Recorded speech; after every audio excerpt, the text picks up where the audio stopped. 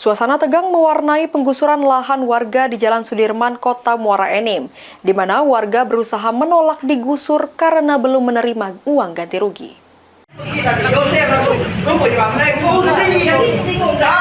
Suasana tegang mewarnai penggusuran lahan warga di Jalan Sudirman, Kota Muara Enim. Warga yang belum mendapatkan ganti rugi menolak digusur yang dilakukan dengan cara menggunakan alat berat. Lahan bersengketa ini untuk proyek pembangunan flyover di atas lintasan rel kereta api di Jalan Jenderal Sudirman tersebut. Sedangkan warga ingin mendapatkan ganti rugi yang layak dari pihak perusahaan dan disesuaikan dengan kondisi bangunan yang ada.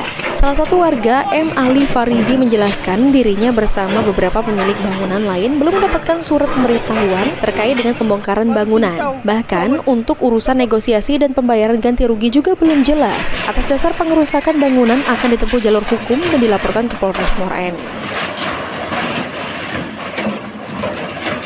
Kami punya surat-surat yang lengkap di perizinan dari PT KAI. Sampai saat ini belum ada kata sepakat. Bahkan pihak lawyer menyatakan bahwa ini belum selesai. Lawyer juga tidak pernah memberikan surat untuk pengosongan tempat. Kita tutup.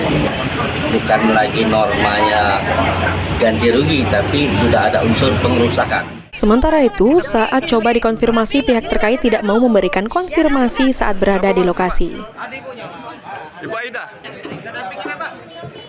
Mardiansyah, PAL TV.